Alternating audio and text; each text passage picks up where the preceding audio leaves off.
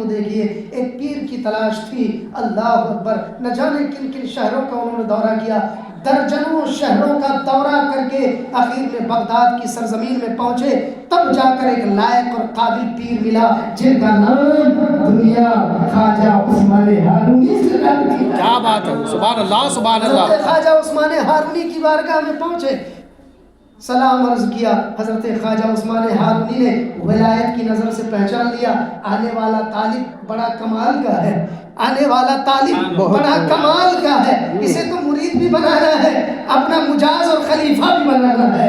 اس لیے خواجہ غریب نواز سے آپ نے فرمایا، اے معین الدین تم کس لیے آئے ہو؟ کہا حضور میں آپ کے دامن سے وابستگی اختیار کرنا چاہتا ہوں۔ خواجہ عثمان ہارونی نے فرمایا، میرے یہاں ایسے ہی مرید نہیں کر لیا جاتا ہے کہ چلتے چلتے اٹھتے بیٹھتے مرید کر لیا جائے، تاکہ ہم فخر کر سکیں کہ میرے مریدین کی تعداد لاکھوں میں ہے، میرے مریدین میں اتنے ہیں جن کی عالی شان بلڈنگیں ہیں، عالی شان مکانات ہیں، جن کے لوگ پہلے پیروں کی دعاؤں سے چلتے تھے، اب مریدوں کے کاروبار سے پیر چلتے ہیں۔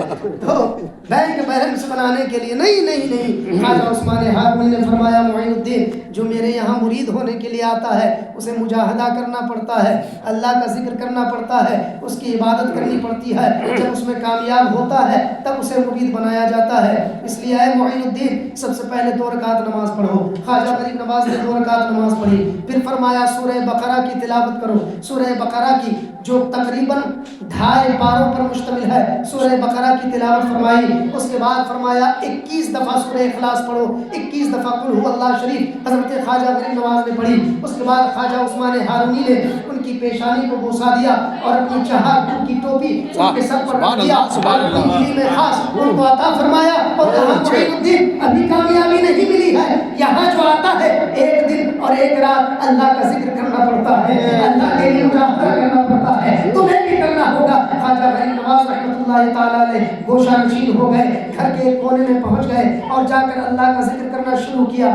رات گزر گئی، دن آ گیا، جب 24 گھنٹے مکمل ہو گئے، خواجہ غریب نواز رحمۃ اللہ تعالیٰ علیہ خواجہ عثمان ہارونی کے فرمان کے مطابق دوبارہ حاضر ہوئے۔ عرض کیا حضور میں نے ایک دن اور ایک رات کا مجاہدہ مکمل کر لیا ہے، حضور ارشاد فرمائے۔ خواجہ عثمان ہارونی نے فرمایا رکو 1000 مرتبہ سورہ اخلاص پڑھو۔ خواجہ غریب نواز رحمۃ اللہ تعالیٰ علیہ نے 1000 مرتبہ سورہ اخلاص پڑھا، کہا آنکھوں کو بند کرو، آنکھیں بند کی، کہا آسمان کی طرف سر اٹھاؤ، آسمان کی طرف سر اٹھایا، کہا اب آنکھیں کھولو، آنکھیں کھولی، بولا معین الدین بتاؤ تم کیا دیکھ رہے ہو؟ خواجہ غریب نواز عرض کرتے ہیں، اے خواجہ عثمان ہارونی میں اس وقت 7 آسمان سے اوپر حجاب عظمت دیکھ رہا ہوں۔ کہا اے معین الدین 1000 بار اور سورہ اخلاص کی تلاوت کرو۔ خواجہ غریب نواز نے 1000 دفعہ اور سورہ اخلاص کی تلاوت فرمائی، کہا آنکھیں بند کرو، آنکھیں بند کی، کہا زمین کی طرف دیکھو، زمین کی طرف دیکھی، کہا آنکھیں کھولو۔ خواجہ غریب نواز نے آنکھیں کھولی، کہا کیا دیکھ رہے ہو؟ خواجہ غریب نواز عرض کرتے ہیں حضور اب تو میں 7 طبق زمین کے نیچے تحت الثری کو دیکھ رہا ہوں۔ سبحان اللہ سبحان اللہ۔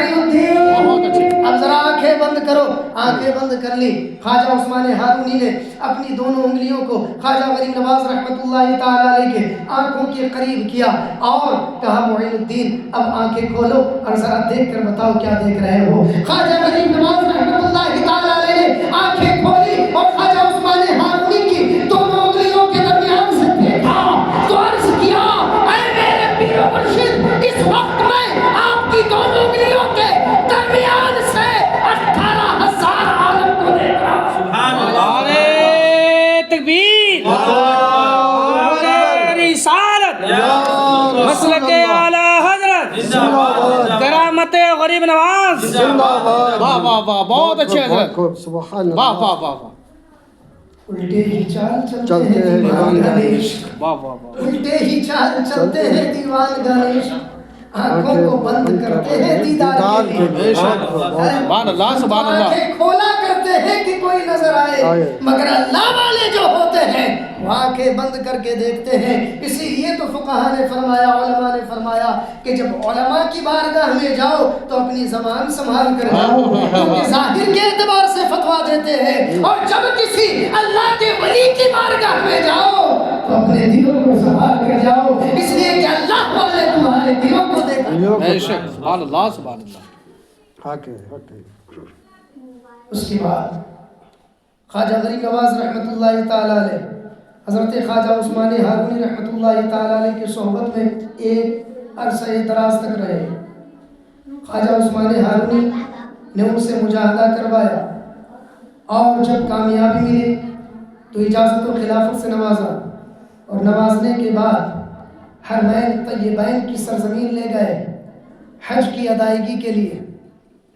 خواجہ غریب نواز رحمۃ اللہ تعالیٰ علیہ جب خانہ کعبہ پہنچے میزاب رحمت کے نیچے جہاں خانہ کعبہ کی چھت سے بارش کے موقع سے پانی گرتا ہے اسے میزاب رحمت کہا جاتا ہے.